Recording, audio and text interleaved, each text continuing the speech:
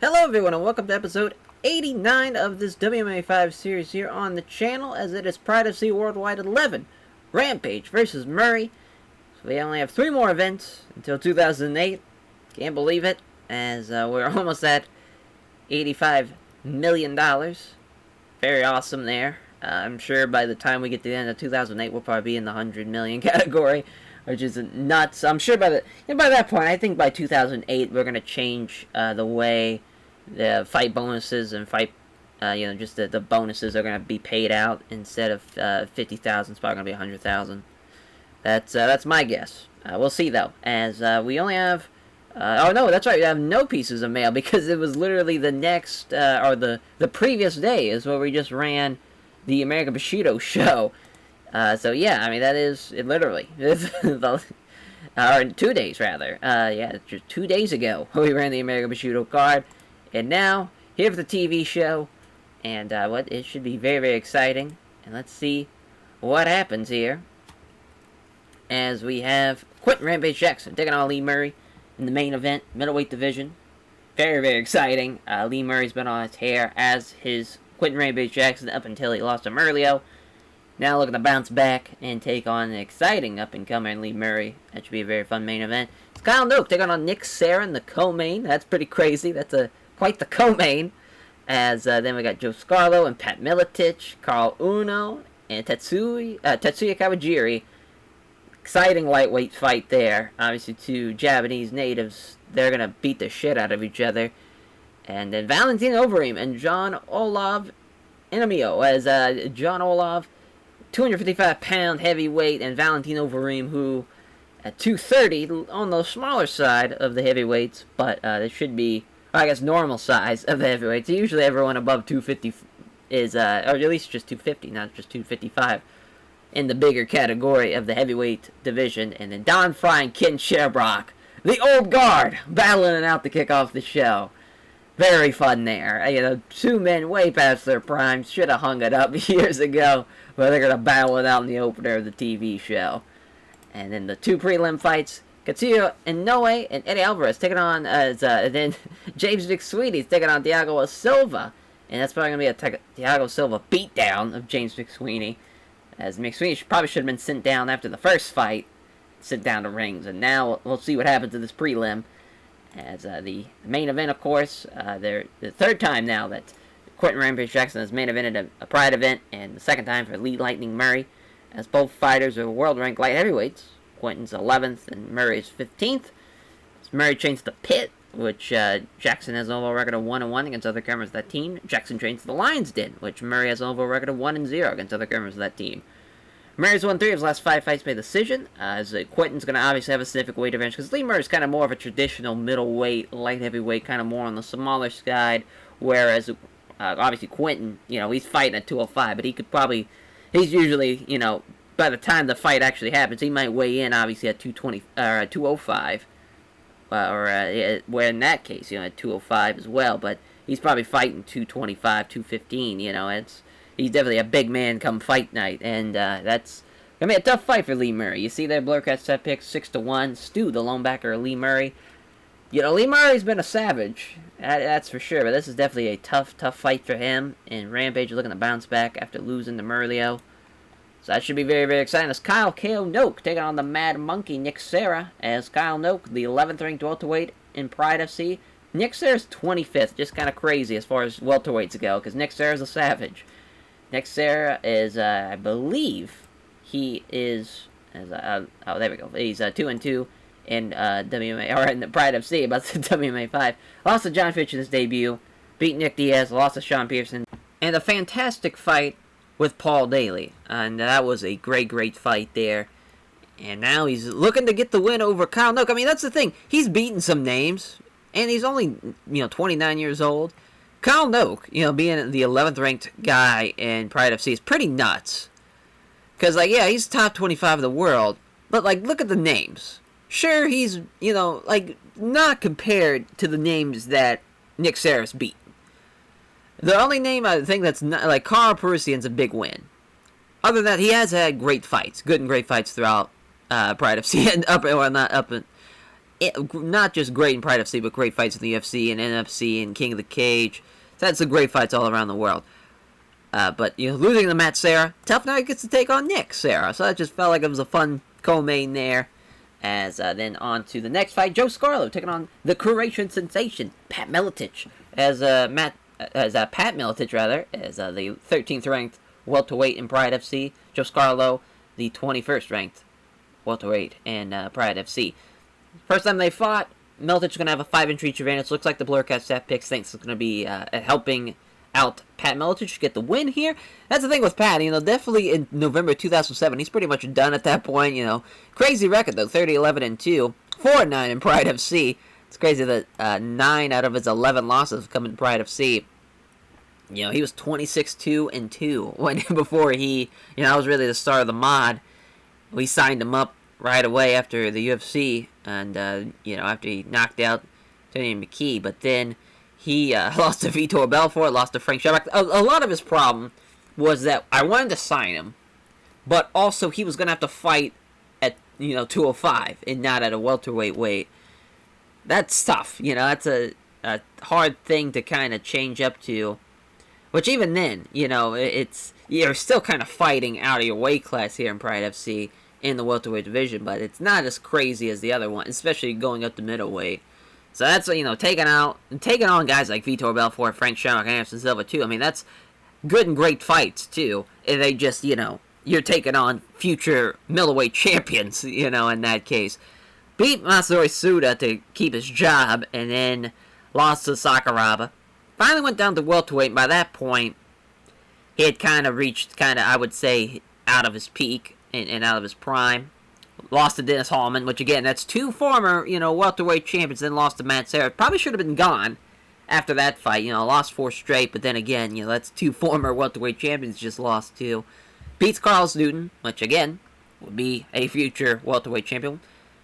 Loses to GSP, beats Sean Pearson, loses to John Fitch, but then just beats Jake Shields by split decision and American Bushido 15.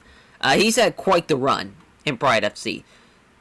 Really, the biggest thing I'd say is consistency. This would be a big win for him to go back-to-back and get 2 straight wins. Joe Scarlo, on the other hand, someone who just hasn't quite found their footing in Pride FC, lost at, the last UFC fight to John Alicio, now the welterweight champion in Pride FC. He's lost to Sean Pearson, he's lost to Drew Fickett, just lost to Luis Santos, but another guy who's beaten Carlos Newton. Poor Carlos Newton.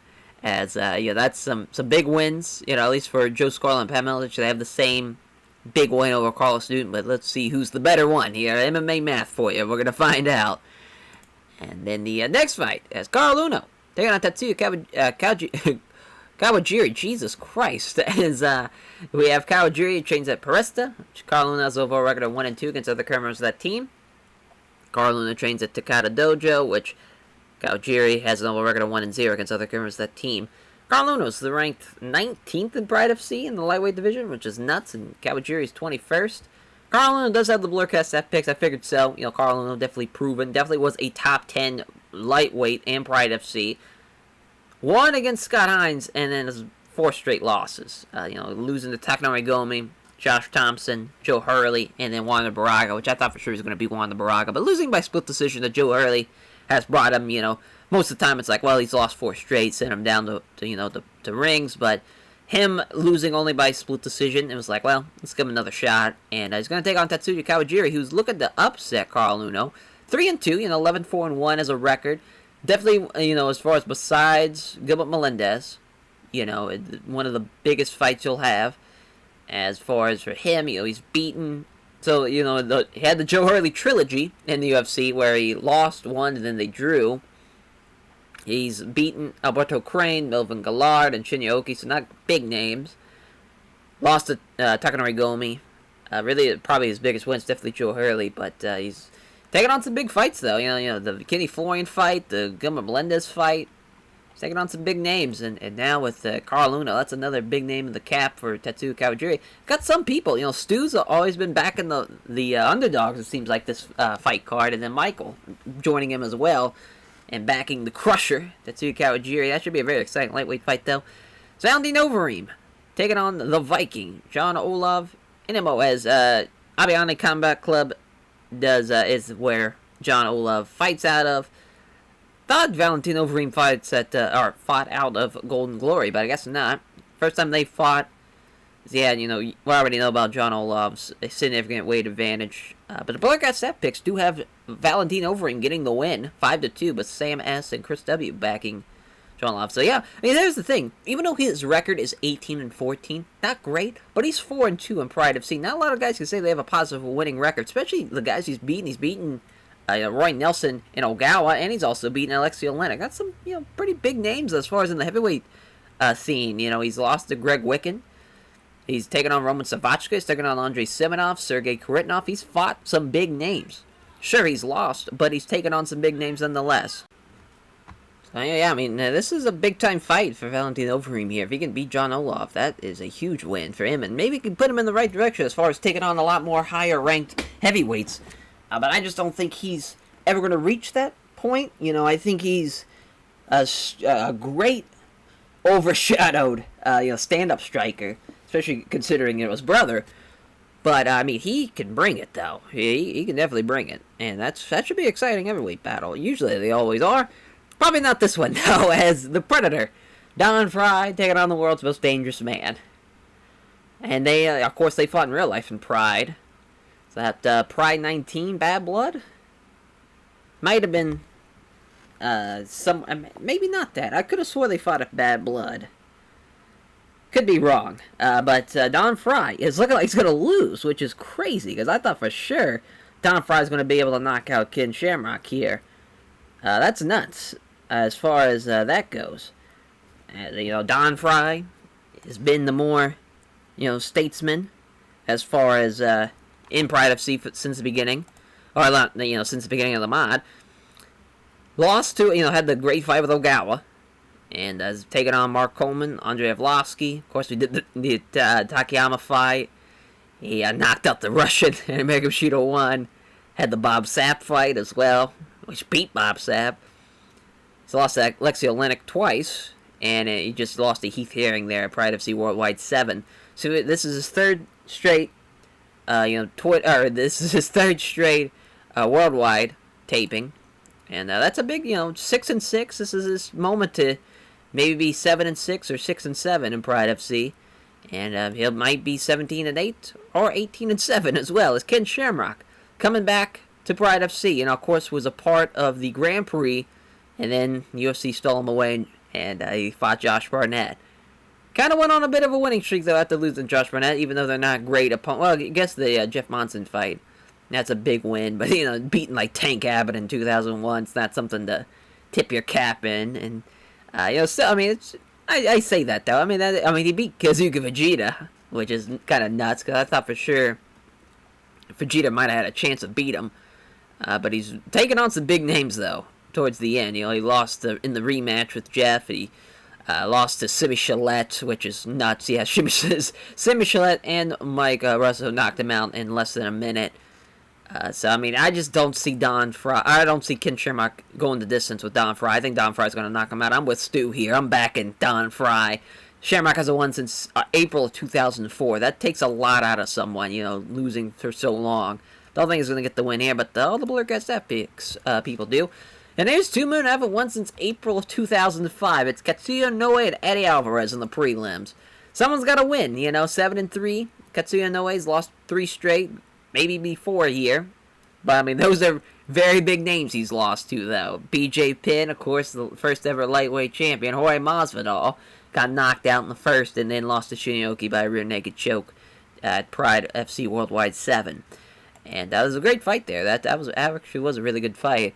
And then Eddie Alvarez, on the other hand, another guy who's 1-3, 5-3, though, as a whole. He's taking on Takanori Gomi, Galavante, and Clay Guida, which the Clay Guida fight, that could have probably went either way. That was back in May. And, this is a tough fight, I think, for Eddie Alvarez, for at least Eddie Alvarez, I think.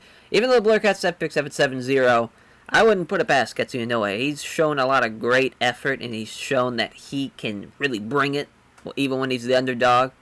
Wouldn't count out Katsuya Inoue. Wouldn't count him out at all. As then James the Hammer McSweeney's probably going to get destroyed by Thiago Silva. Yeah, James McSweeney's just outclassed by literally everybody. This is going to be a shit show. as Silva has won 3 of his last 5 fights by decision. Thiago Silva is, I believe, 4-2. Yeah, he's only had 1 fight in Pride of Sea. It was in 2007. Lost to Rafael Calavante by strikes, TKO by strikes, and that was at Brazilian Bushido 6, which was, that should be Big Nog and Barnett 3, if I remember correctly. So yeah, I mean, this is probably going to be a James McSweeney beatdown, if I had to guess. There we go, 4-2, 0-1, London, England. 26-27, 6'4", 205. Though maybe has the longer reach. I don't think it's gonna happen though. Plus 470. Both Muay Thai fighters. It's probably not gonna go the distance. Here we go. As a referee, ringside judges, as Silva completely ignores the touch of gloves. Strength of strikes, but nothing really goes through though. Again, nothing can really land. Oh, McSweeney doesn't connect to the left jab, but there's a right hand, though. There's a nice right hook from Silva. As McSweeney misses the right cross, leaves Silva in for a counter, which is a kick to the lead leg. There's another leg kick. There's a good right hand from McSweeney, though, after not hitting the jab. Can't hit the right cross, as he misses the jab and leg kick. Putting him off balance, and there's a right cross from Silva. As again, McSweeney missing with the right hook. Hits him with a jab, a left jab, and then goes for the right head kick. Doesn't make contact, though. They meet in the center once again. McSweeney doesn't connect for the leg kick. It's kind of with a nice right hook, though. They step in and strike. Missing the big right hand, allowing McSweeney to count with a wicked right uppercut. Oh, shit, and he knocks him down. How about that, James McSweeney? Hits him with the uppercut. Now look at the finish of the fight. But McSweeney's too slow. Silva's back up. That's crazy, though. Don't count him out, and James McSweeney, even though he is a plus 470 underdog. As now Silva can't hit the right cross, which then McSweeney tries to counter with a jab, but he also has he misses the jab, but he also has a right hook blocked. As he misses the right hook, and then gets countered with a great right hook from Silva. And wow, there's a lot of times where they're just not really landing anything. Oh, but there's McSweeney missing with the big right hand, and he's putting him off balance, and Silva attacks with a great right hook. Probably broke his nose. That's not good. Yeah, you're a broken nose from the hook. Poor McSweeney there, as now he's trying to, he's starting to have to push himself now. His corner responding by urging him on a little louder now. They meet in the center again. Flurry of activity, but neither fighter can land a telling strike. Tries to get the right hand, but it gets absorbed on the gloves. Doesn't connect with a left jab, but also can't hit the right cross. McSweeney's blown up at this point. Come together and strike as he misses the big right hand, allowing McSweeney to counter the leg kick. McSweeney misses the right cross, leaves Silva open for a counter. Silva attacks with a left hand, or a right hand rather, and that lands clean. Can't believe McSweeney's not knocked out, as there's a missing with the right hook. There's a good right hand on the counter from Silva. As McSweeney's trying to clinch up. I don't think that's going to work, as now Silva's in the Muay Thai clinch. Oh boy, there's a sternum-crunching knee to the chest. Tries to get the knee strike, but doesn't connect, and McSweeney's not able to break out of the clinch either. There's another big knee, this time to the stomach. Can't connect, but also McSweeney can't get free. Minute left in the round. Another sternum-crunching knee to the chest. He's now releasing it with 9 seconds left to end out the round. Wow, that was... McSweeney had the big knockdown with the uppercut, and I think that won him the round. But man, Silva with a huge hook that broke the nose and busted up James McSweeney. Also landed a couple of sternum-crunching knee shots from the clinch. Silva obviously, although lost the round, I think is probably going to win the fight. McSweeney sits in the corner. It's noticeable his left eye is swollen shut, thanks to probably that broken nose, and he's also got a huge bruise on the side. It looks like he may have a cracked rib too. Jesus Christ. As the second round, McSweeney hits a left hand, and there's Silva with a vicious right cross. McSweeney's knocked out from the right cross. Listen, he fought hard, but it wasn't enough. Thiago Silva's going to get the win, 5-2. McSweeney's going to be 0-2, and we're just going to send him down the rings. There's just no sense. Might as well put him down there, and maybe he can actually win a fight down there. Because I literally matched them with like the worst guy we have, and it wasn't, and it was still minus 600. Like he's outclassed here. As Thiago Silva thanks all of his sponsors and all of his fans. The interview has to be interested in fight next, as he thanks Krzysztof Szynski, as you're ducking him. Hey, you're ducking me because you know you can't beat me, he says. My God. It's the Polish experiment. Thiago Silva. That'd be an exciting fight. Last prelim fight. Katsuya Inoue and Eddie Alvarez. So we got a Shudo style from Nagasaki, Japan, and then Philadelphia, Pennsylvania for Eddie Alvarez, 23 years old, 28 years old, both 5'9", both weighed in at 161. Boxing, wrestling style of Eddie Alvarez. He does have the betting line advantage, and I wouldn't be surprised, this should be a dogfight, though. We'll see. As they're taking Nagumo as a referee, ringside judges. So Noe gets a good reaction from the fans. He enters the arena. He's fighting from a home crowd tonight. Opening bell. Looked like he was angling for a grapple, but couldn't take the initiative as he lands the left jab, and the big right hand follows up, misses. Exchange of strikes doesn't go anywhere, though. Noe looking very tentative, pokes out a quick jab that hits. Alvarez can't connect with the step strikes and hits a slithering kick to the legs. Some leg kicks. That's always a good idea. Both men have right hands blocked. Comes forward on the striking exchange. There's a counter jab from Alvarez. Throws a 1-2, but Alvarez was equal to it. There's no way. They come together and strike. Neither fighter can land anything, though. Has the right hand blocked. Missing the right hand. Quick punches at it. This is not a great sign as far as the exciting encounter. Nothing's really happening. Yeah, nothing's really happened. They have the same idea. Come together in a clinch. Inoue's the aggressor. Push him up against the ropes. He can't do it, though. Alvarez is out-wrestling at him. At least tried to, as I thought. Oh, no.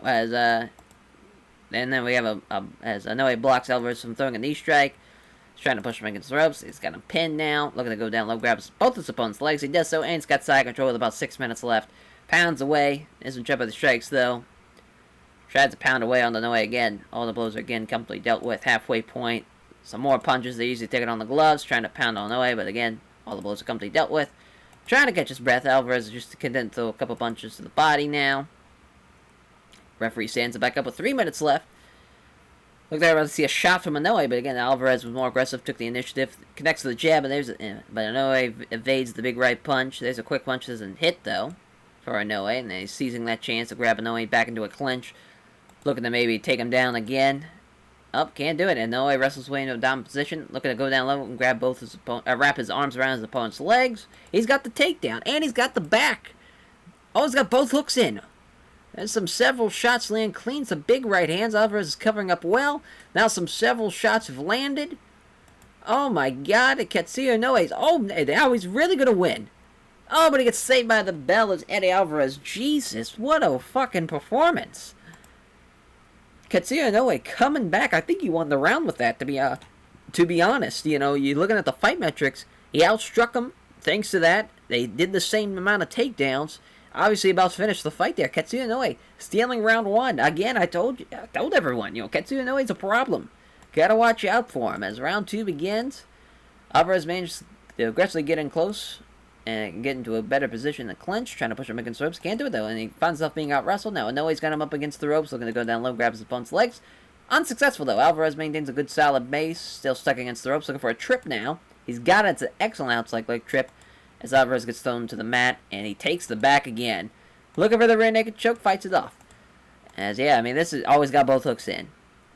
This ain't good. Looking for the rear naked choke, he fights it off even with both hooks in. That's crazy. So unloads some right hands. Isn't able to do much, and that's the end of the round. That was all Katsuya Inoue. Eddie Alvarez is going to have to finish the fight if he wants to win it.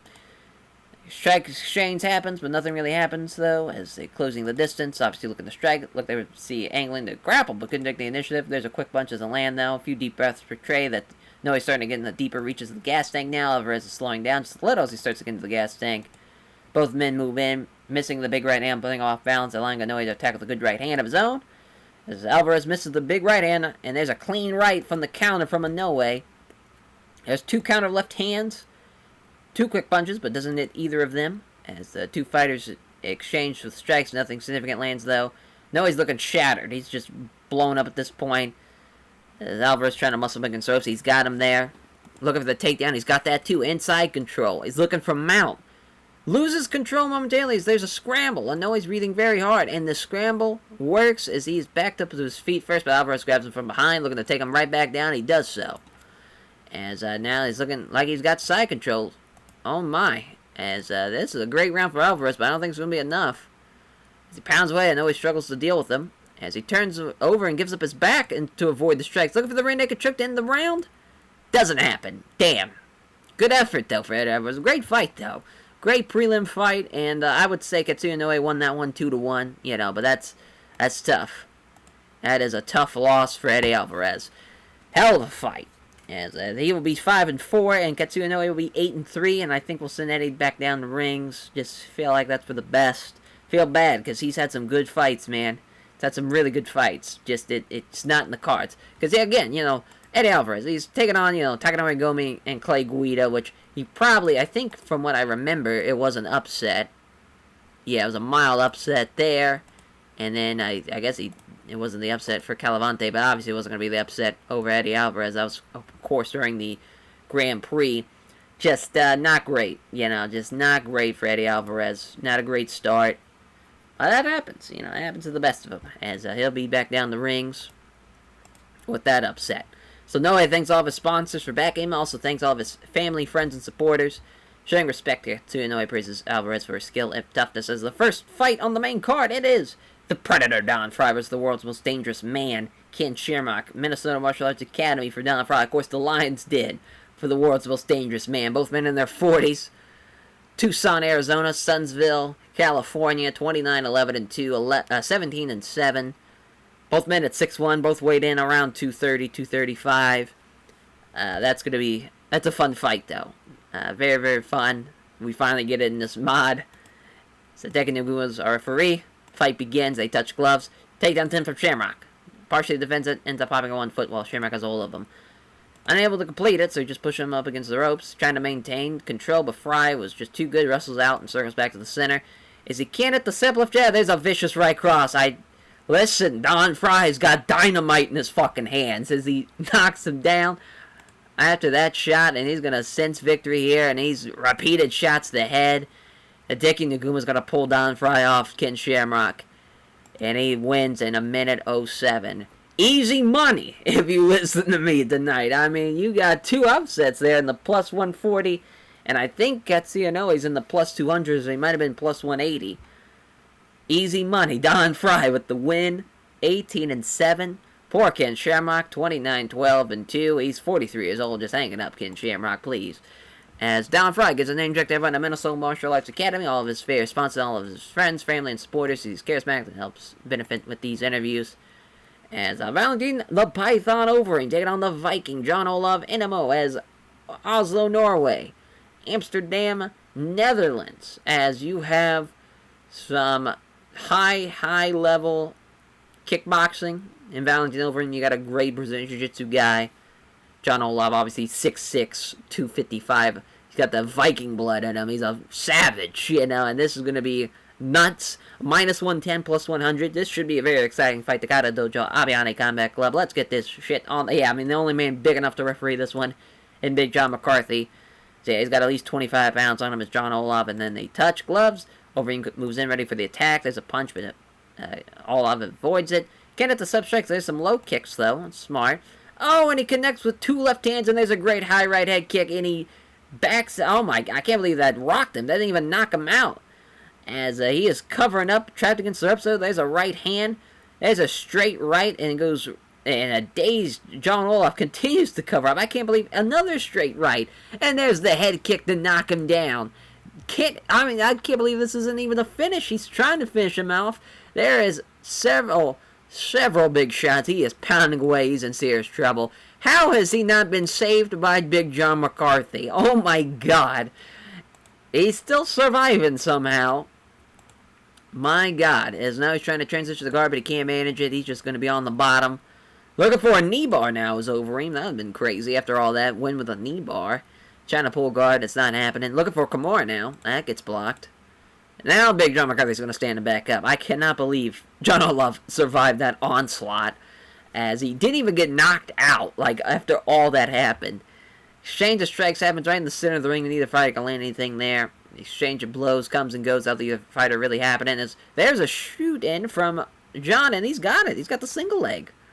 There's some short elbows now. Overeem deals with them comfortably. As he loses his guard while defending the elbows. And now John Olive's left standing in front of him.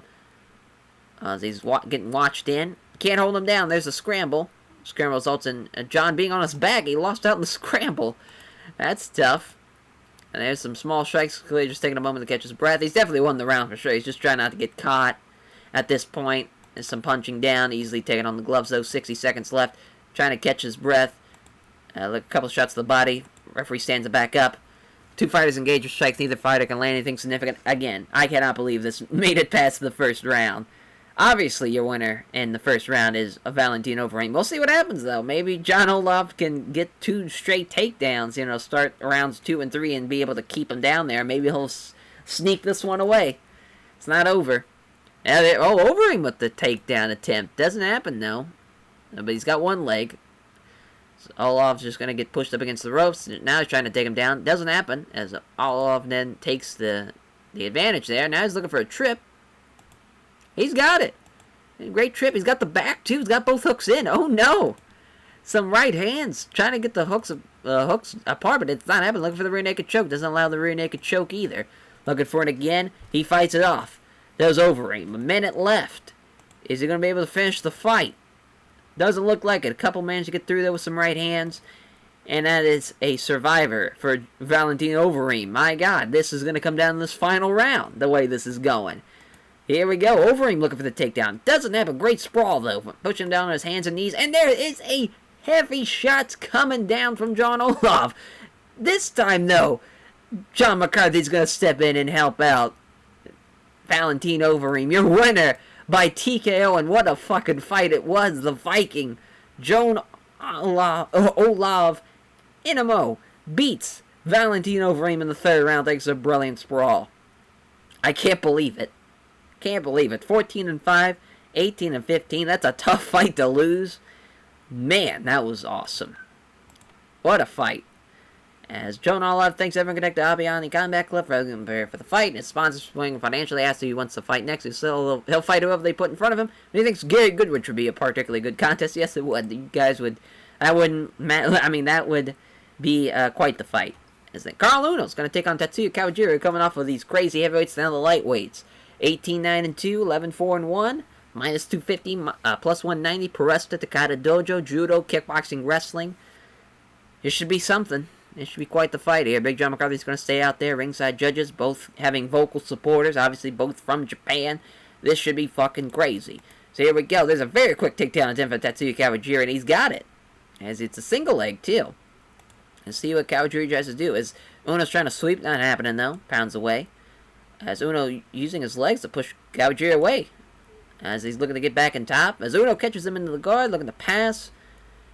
Uno was ready for it, though. Scramble begins. Uno ends up in side control. Wow. What the heck? Goddamn. What a turn of events for Carl Uno. They're looking for mount. Doesn't allow the mount to happen, though. Looks to get it. He keeps him away from mounting him as Kawajiri's doing a great job of trying to defend this. Keeps him getting a few quick strikes again. Big John McCarthy's going to stand him up with 5 minutes left. Jab is wide from Kawajiri, then catches Uno with a right hook. Jab lands from Uno, doesn't hit the leg kick, though. As Uno slips past the right hook, counts with a powerful straight right, and he knocks him down with that straight right. What a kick, or what a punch, rather. Now we're having stomps and kicks to try to finish off Kawajiri, but it's too slow, though. Kawajiri gets back up to his feet. My God, what fights we've had so far. It's now on to, this is just... Now we're just going to keep some more strikes going. Kawajiri looking for the takedown. He can't stop it. It's Carl Uno. He gives up side control. Looking for the Kimura. Defends himself on the Kimura. Keeps him getting a few quick strikes. Trying to transitions. Not happening, though.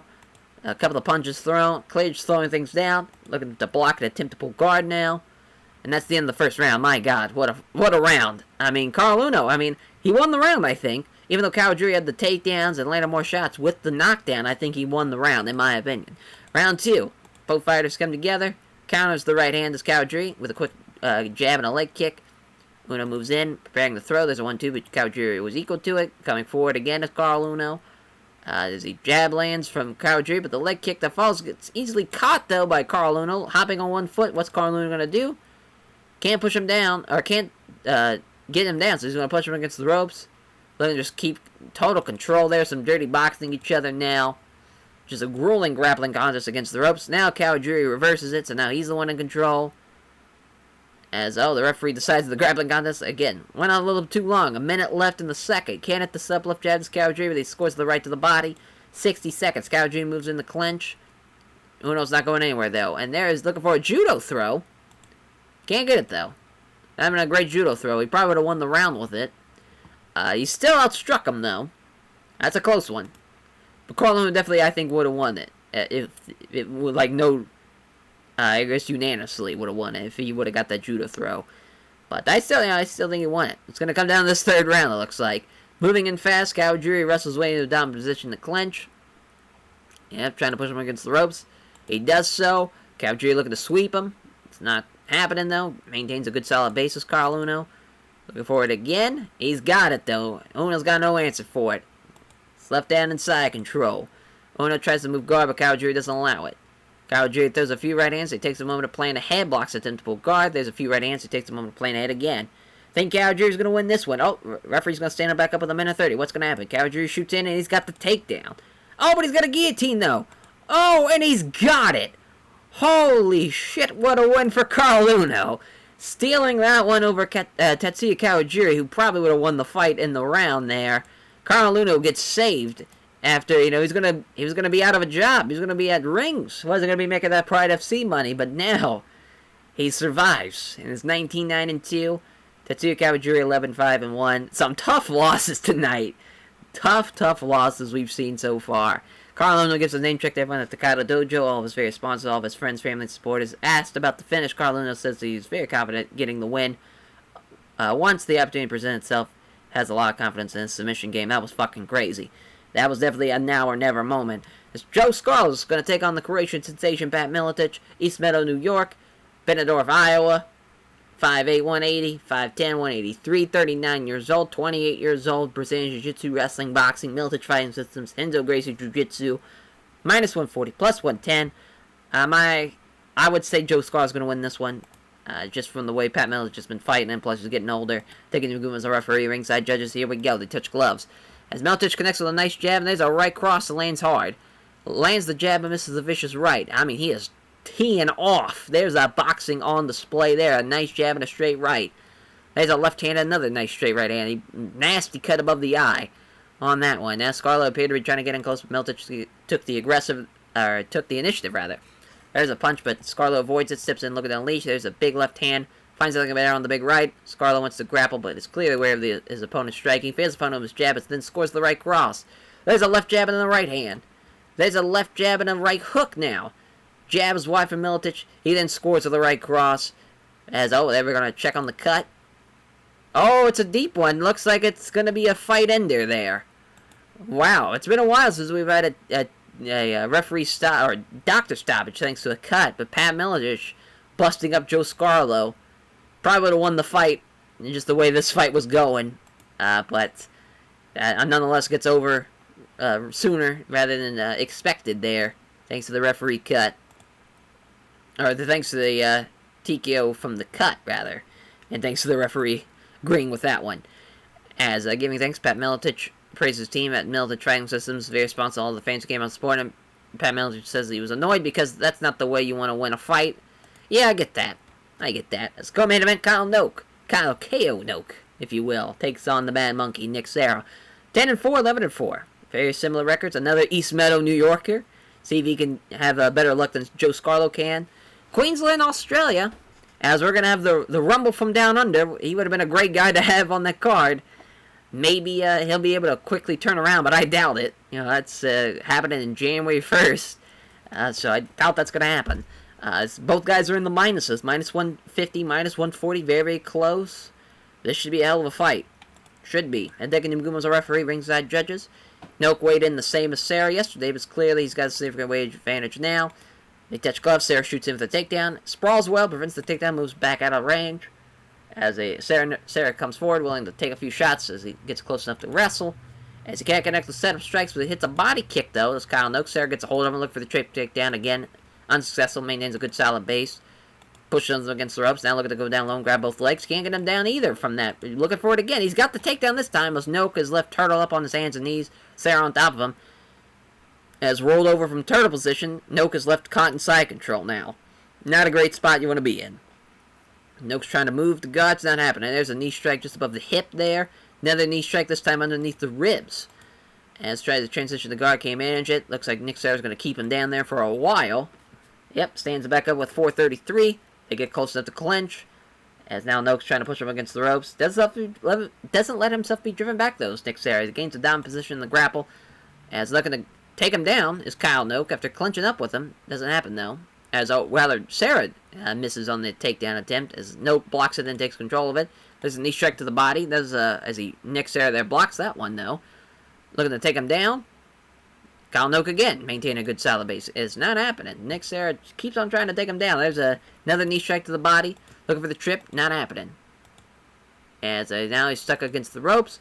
As Noak ducks down, grabs a leg. Sarah remains standing. Let's see what happens.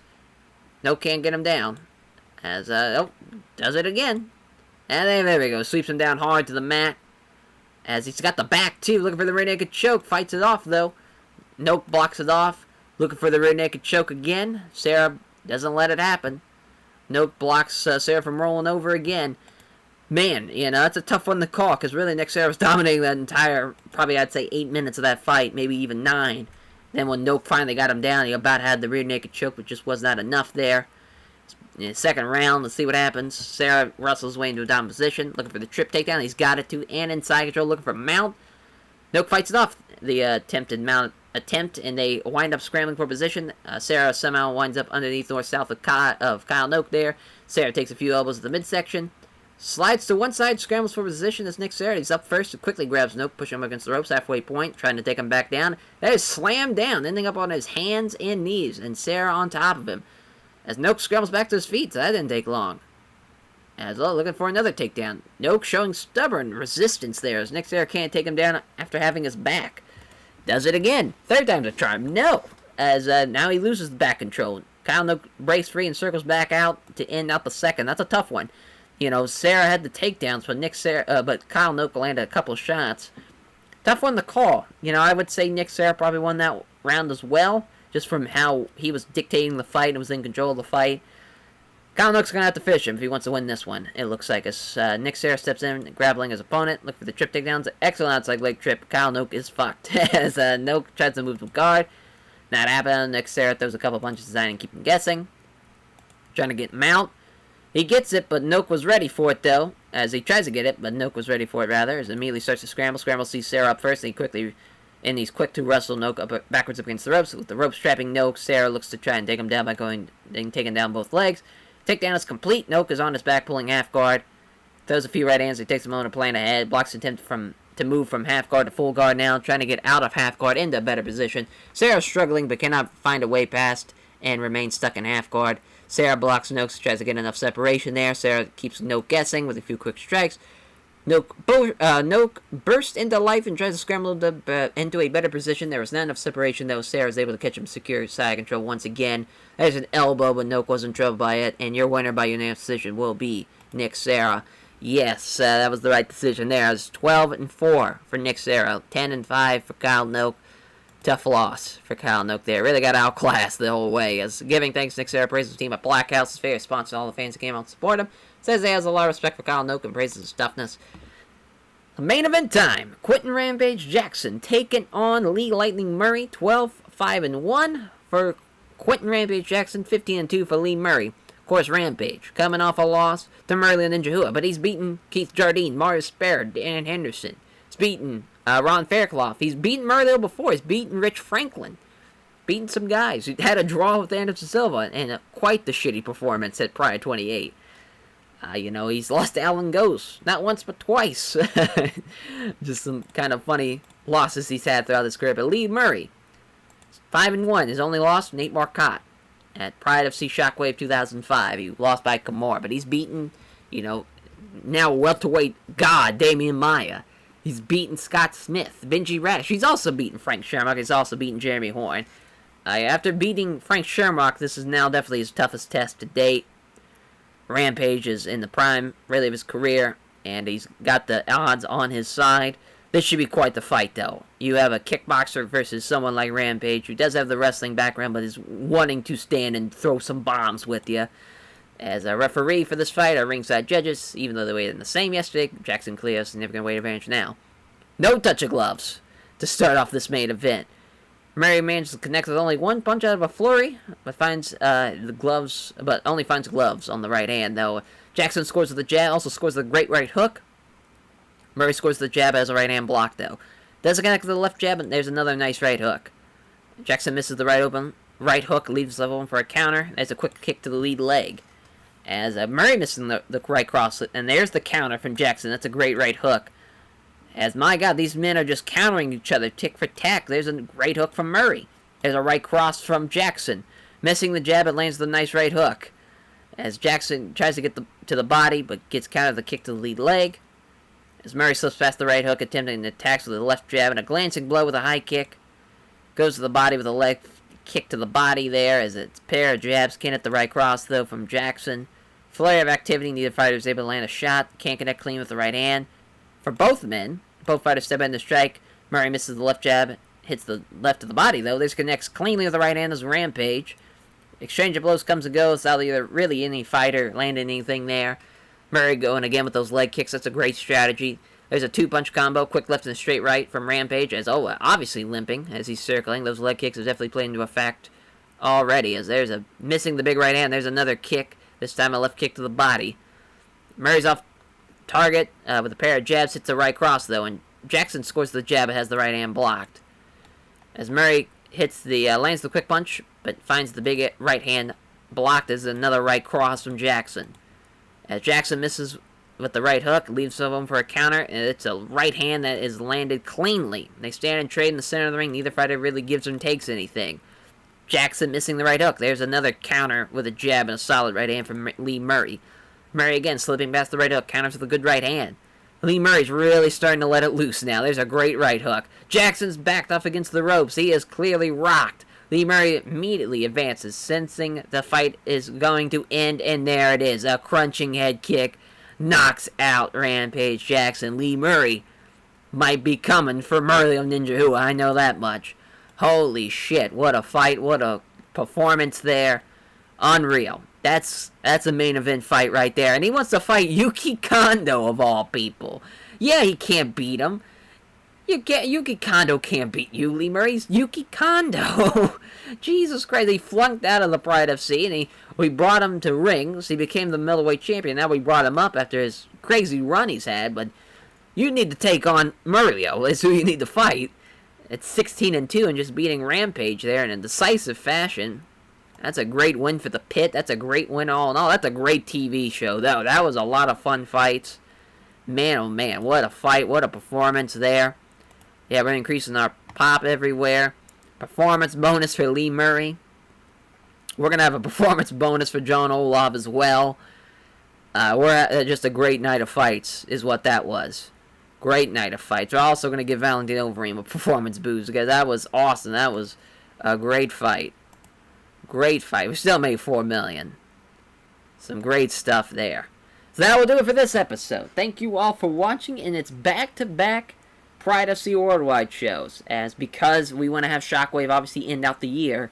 Usually, we keep it like TV, event, but we can't towards the end. It's got to be TV, then the end of the event.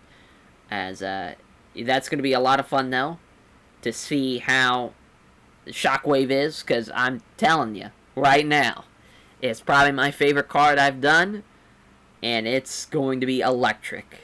Just as far as there's some high-level fights, the prelim fights are exciting. It's Pride FC as it gets, is what this Shockwave card is coming up here to end out 2007. It's as Pride FC as it gets, I think, as far as what the matchmaking is. There's a lot of crazy fights. There's a lot of just what in the hell is going on fights, and it should be very, very exciting, as we'll catch you next time. Take care, everyone.